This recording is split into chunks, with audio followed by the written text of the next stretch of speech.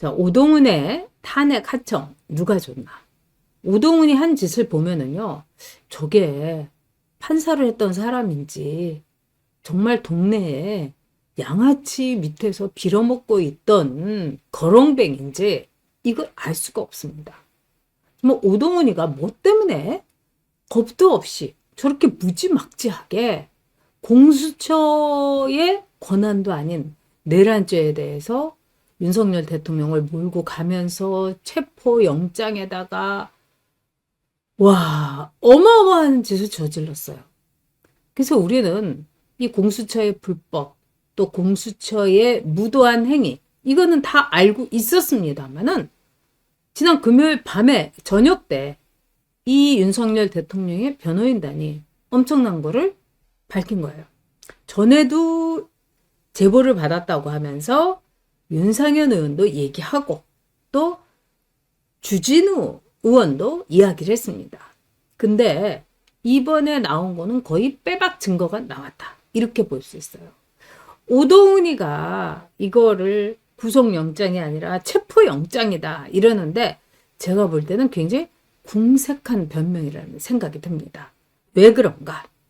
일단 오동훈이는요. 누군가의 지시를 받고 움직인 게 확실합니다. 왜 그러냐? 오동훈이가 이야기한 거라든가 또 오동훈이가 그동안에 한 언행 이런 걸 보면은요.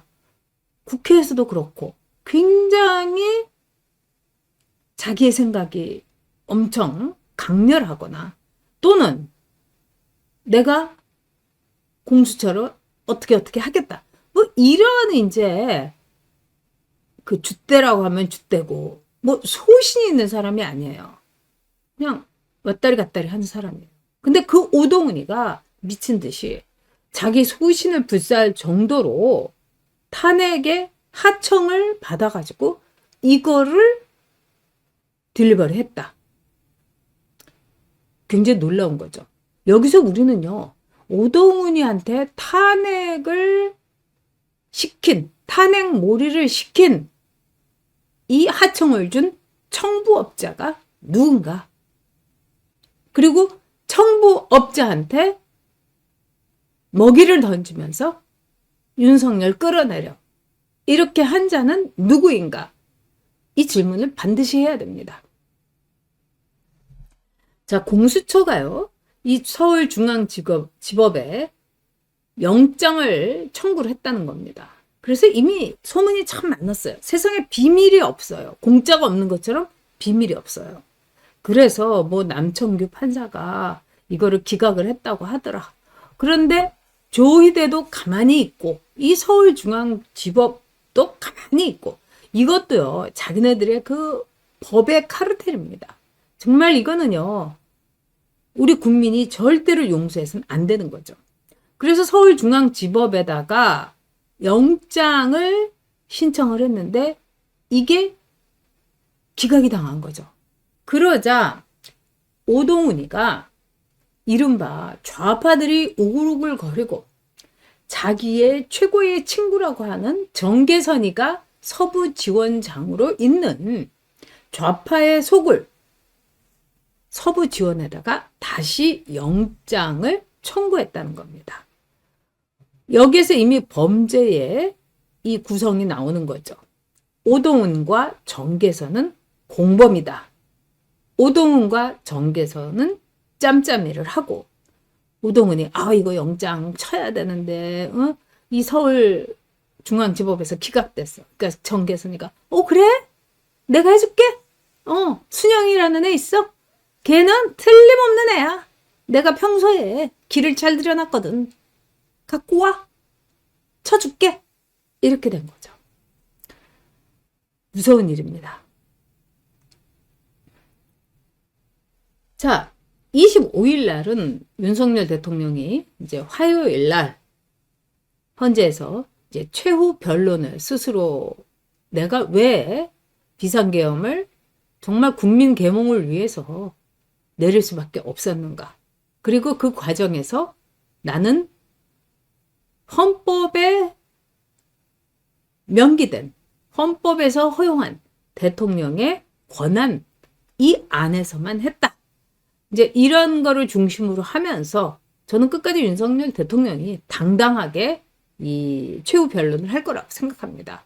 괜히 뭐 그 조중동이라든가 이 한경오는 물론이고 SBS, MBC, 뭐 KBS 이런 데서 뭐 임기를 단축하고 뭐 이런 소리 절대로 윤석열 대통령은 그럴 분이 아닙니다. 그래서 25일 날 윤석열 대통령의 최후 변론이 있고요. 또 이날은요. 국회에서 공수처장인 오동훈이가 출석을 해가지고 바로 이 영장 쇼핑에 대해서 입장을 밝힙니다. 이날 오동훈이가 아주 제대로 밝혀야 되는 거죠. 지금 오동훈이가 공수처에서 부랴부랴 낸 게 뭐냐면 그게 체포영장이 아니고 통신영장이었다. 이런 겁니다. 그러니까 이 체포영장은 서부지원에 처음 낸 거고 뭐 통신영장이라든가 뭐 이런 거를 중앙지법에 냈는데 기각이 돼가지고 뭐 다시 서부에 냈다. 근데 이것도 말이 안 되는 거예요. 영장은 영장이거든요. 그리고 그 대상인 윤석열 대통령과 윤석열 대통령의 주변 인사라면은 이거는 오동훈이가 부랴부랴 낸 이 변명. 이건 정말 변명 같지도 않은 변명이 돼버리는 겁니다. 변명도 안 되는 거죠. 거짓말이 되는 거죠. 그래서 25일이 굉장히 중요한 날이 될 것입니다.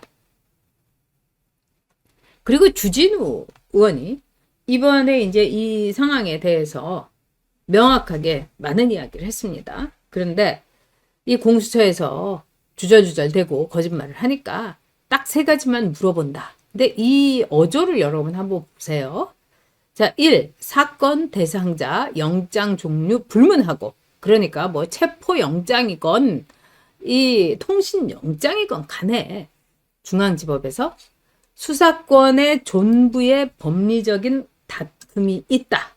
수사권에 의문이 있다는 취지로 영장이 기각된 적이 있냐? 있는 거죠, 여러분. 왜냐? 이미 오동훈이가 실토를 했어요. 통신영장은 중앙지법에 쳐달라고 한 적이 있다. 그러니까 영장이 기각된 적이 있는 거예요. 그리고 여기서 중요한 거는 뭐냐?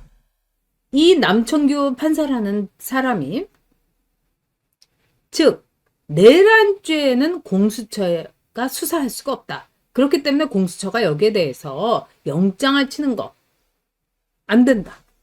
영장을 발부해달라고 이렇게 갖고 오는 거. 이거 자체가 불법이다. 그러니까 내란죄로 공수처가 수사할 권한이 없다. 이렇게 됐다는 게 만약에 나온다면 이건 진짜 여러분 어마무시한 겁니다. 그 다음에 2번째, 검찰이 내란죄 수사 기록을 넘길 때 종이 한 장 안 빼고 다 넘긴 거 맞냐? 그러니까 지금요 공수처장인데 이 주진우가 지금 반말을 다 하고 있는 거잖아요. 종이 한 장 안 빼고 다 넘긴 거 맞냐? 공수처에 남겨둔 문서나 기록은 확실히 없는 거지? 이제 반말로 물어봅니다. 그러니까 니들 빼돌린 거 진짜 없는 거지? 여기서 빼돌린 거 하나도 없다고 하면은요, 오동훈이는요 10년 이상 갑니다, 여러분. 거기다가 또 플러스 되는 것도 많죠. 그러니까 이거는 오동훈이가 지금요 부들부들 집에서 떨고 있을 거예요. 그 다음에 3번째, 참 우리가 서부지법이 문제가 참 많은데요.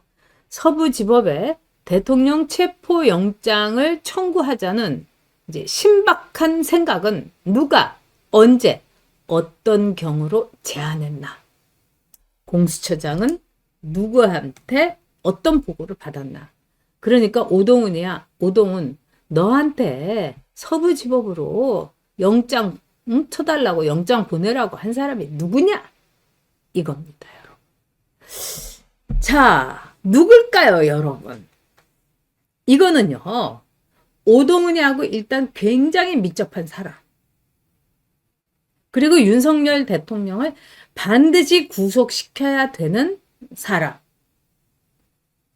이 2가지 요건이 있어야 되는 거죠.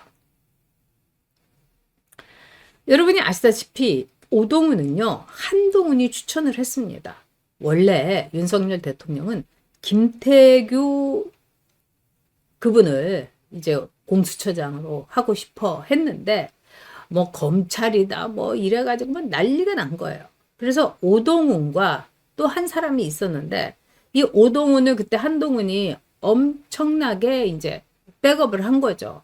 사실 윤석열 대통령은 오동훈을 싫어했다고 합니다. 근데 윤석열 대통령이 그 당시에 공수처를 없애는 거, 공수처를 해산시키는 거, 이거를 염두에 뒀기 때문에 좀 부실한 애가 낫지 않을까. 어리버리하고 좀 다루기 만만한 애가 낫지 않을까. 그 다음에 법조계에서도 그렇게 신망이나 평가가 별로인 애가 낫지 않을까. 이렇게 생각했다는 이 후일담이 있습니다. 이거는 어디까지나 이제 저도 그냥 건너 들은 겁니다. 이건 뭐 윤석열 대통령만 알 수 있는 거죠. 어쨌든 오동훈이라는 인물은 우달법 연구회가 맞고 뭐 국제법 연구에서도 활동했다고 그러죠. 그리고 오동훈이가 제일 친한 배후, 너의 최고의 친구는 누구냐? 네, 정계선이라는 겁니다. 그러면 정계선이하고 오동훈이가 친구면은 둘 다 시뻘겋다는 걸 알 수 있는 거 아니겠습니까? 그리고 정계선이하고 오동훈이는 무려 5년 동안요, 같은 법원에서 있었어요. 그리고 헌재에서 법원 연구관으로서도 같이 있었고, 5년을 여러분 누가 같은 한솥밥을 먹는다 하면은 그 사이는 매우 각별하고 친밀하고 그렇겠죠. 그렇기 때문에 이 오동훈이 자체가 굉장히 위험한, 네, 시한폭탄 같은 인물이었다. 저는 이렇게 봅니다. 자, 그러면 네, 지금요, 주진우 의원이 이제 물어본 게 뭐냐? 이 빼돌린 그 한 장도 없어? 빼돌린 서류 없어?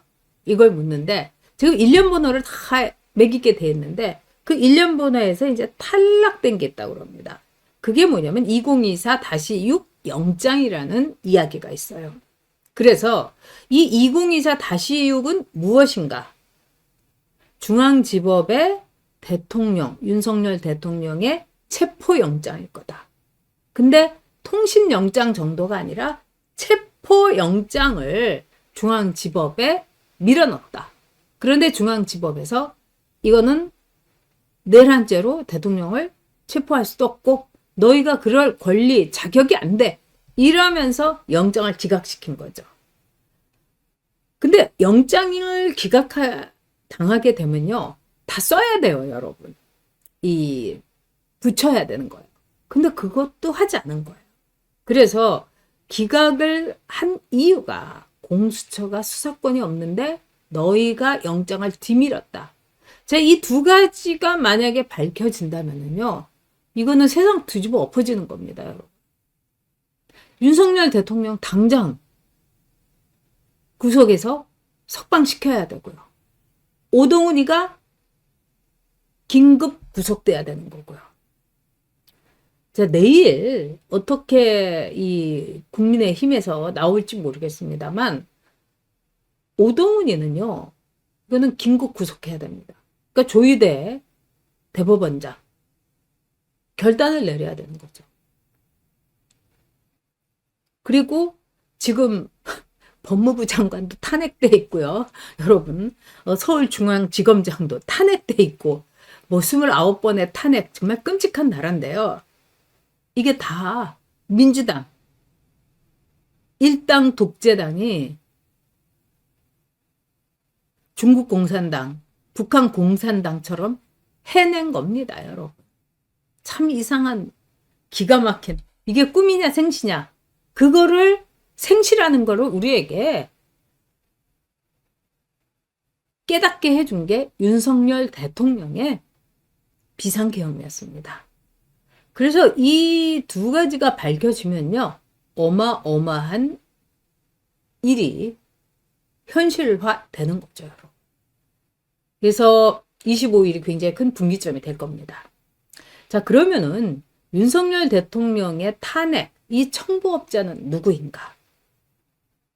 이거는 제가 보기에는요, 한동훈일 가능성이 매우 큽니다.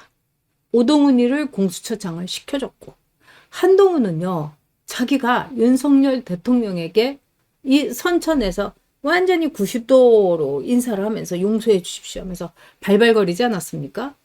그렇게 해놓고 다시는 그런 치욕적인 일은 겪지 않겠다 이러면서 이제 발악을 했다는 겁니다. 그러니까 한동훈에는 윤석열 대통령에 대한 첫 번째 굉장한 질투가 있었고, 두 번째 앙심이 있었어요. 내가 박근혜 경제 공동체로 엮어가지고 혹독하게 해서 30년 때리게 했는데 그 일은 내가 다 했는데 검찰총장도 윤석열이 되고 대통령이 윤석열이 되고, 우와, 나는 뭐야? 일은 내가 다 했는데, 응? 그 과실은 윤석열이 다 챙겼네? 이래서 그 앙심을 품은 거죠. 그래서 한동훈이는 법무부 장관을 윤석열 대통령이 시켜줄 때 서서히 이제 복수전이라고 하면 뭐하지만 칼을 갈고 있었던 겁니다, 여러분. 그래서 이원석이도 윤석열 대통령이 그렇게 탐탁지 않아 했는데도 법무부 장관이 인사권이 있고 검찰총장, 법무부 장관이 하니까 계속해서 푸시를 해서, 그래서 굉장히 늦게 넉 달 만인가요? 네, 이원석이가 검찰총장이 됐죠. 이 모든 게 한동훈의 플랜, 한동훈의 시나리오, 한동훈의 플롯이었던 겁니다. 그래서 윤석열 대통령 탄핵의 청부업자, 저는 한동훈이라고 봅니다. 그리고 한동훈이 그 하청을 오동훈이라는 자기가 깜도 안 되는데 밀어서 공수처장 자리에 앉힌 이 오동훈에게 하청을 준 거죠. 그러면 한동훈은 청부업자고 오동훈은 하청업자고, 그러면 보통 청부업자한테 돈이라든가 또는 콩고물이라든가 뭔가를 던져주면서 고깃덩어리를 던져주는 사람은 누군가? 저는 이재명이라고 생각합니다. 한동훈하고 이재명하고 만났던 38분. 여러분, 거기서 둘이 무슨 얘기를 했는지 단 한 번도 우리는 들은 적이 없습니다. 저는 그때 둘이서 그야말로 반란을, 쿠데타를, 역적 모의를 했다고 생각합니다. 둘이 이해관계가 딱 맞아 떨어진 거죠. 윤석열 끌어내리기. 그렇기 때문에 자, 이번 윤석열 대통령의 이 탄핵의 와중에서 누가 가장 큰 이득을 받는가? 누가 가장 큰 이득을 볼 수 있는가? 이제 윤석열 대통령이 업무 복귀하면은 다 뒤집히는 거지만, 윤석열 대통령이 당하는 그 치욕과 수모와 이 구속, 이 모든 과정 속에서 대통령이 따놓은 당상이다 이러면서 발광을 했던 게 누구겠습니까? 이재명이죠. 그리고 민주당에서 와, 우리가 이제 정권 잡는다. 그리고 그 과정 속에서 내가 당을 먹고 이재명이 하고 국민의힘의 후보로 나와서 한번 붙어보면은 뭐 말이 그렇지, 완전히 한동훈은 나르시시스트에다가 잡벅이기 때문에 나보다 학벌도 후지고 나는 서울대 법대 나왔고 나는 강남 8억군에 현대고등학교 나왔고 내가 더 젊고 나는 전과도 없고 뭐 이렇게 하면서 결국 내가 대통령이 될 거야 이렇게 생각한 한동훈과 이재명의 정말 어리석은 착각. 뭐 여자가 그 일본 말에 이런 거 있어요. 여자가 어리석으면은 귀엽게 보일 수도 있다. 그러나 남자가 어리석으면 그는 인생이 끝난다. 저는 한동훈과 이재명이 바로 이제 이제 완전히 숨통이 끊기는 그 시점을 맞았다고 생각합니다.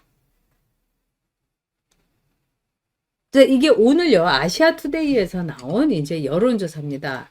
지금 뭐 갤럽 같은데 갤럽은 굉장히 정치적이고 또 여러분들께서 갤럽에 대해서는 또 많은 분들이 그래요. 이 갤럽이 세계적인 그 여론조사 기관인 갤럽의 한국 지부다. 그렇지 않아요, 여러분. 이름만 갤럽이죠. 그냥 독자적인 그냥 갤럽이에요. 한국 갤럽이에요. 거기는 매우 정치적이죠. 자, 그런데 오늘 아시아투데이가 한국 여론평판연구소 여론조사인데요. 이게 점점 더 이 여론조사 같은 거는 일종의 민심의 마사지 역할을 하고 민심의 이제 선제다. 이 앞에 보여주는 거다. 이렇게 하는데요. 국민의힘이 46대 34%. 근데 갤럽 빼고는요. 지금 다 국민의힘이 오차 범위로 우위에 있어요. 그리고 뭐 쟤네들도 이러다가 저기 안 되는 거 아니야? 이러면서 결집한다. 좌파들도 결집한다. 이런 얘기 있지만은 갤럽 빼놓고는요. 다 모조리 국민의힘이 우위로 나왔죠. 근데 아주 인상 깊은 거, 뜻깊은 거는 탄핵 인용이 50%예요. 근데 탄핵을 기각해야 된다가 40%. 이게 2%의 격차면은요. 이거는 오차 범위 안에 격차입니다. 그래서 이 상황을 보면은요. 이 추세. 네. 자, 여러분 이제 파란 게 이제 탄핵 해야 된다예요. 그래서 50, 53, 52, 52 이렇게 하다가 50으로 지금 떨어지고 있고요. 그 다음에 탄핵을 기각해야 된다가 47, 45, 46, 46, 48 이러면서 이제 어쨌든 우상향입니다. 여러분 이거 그래프가 굉장히 아름답다. 이렇게 볼 수 있죠. 그래서 여러분들께서 지금 텔레비전, 온갖 종편 이런 거에 그렇게 신경을 쓰실 필요가 없어요. 그리고 종편을 많이 보고 텔레비전을 많이 보는 사람일수록 탄핵에 대해서 윤석열 대통령이 잘못한 거다. 탄핵 인용돼야 된다. 이렇게 의견을 내는 경우가 많다고 그럽니다. 자, 여러분 우리가 끝까지 윤석열 대통령 지키면은 윤석열 대통령 용산 대통령 집무실로 보무당당하게 들어옵니다.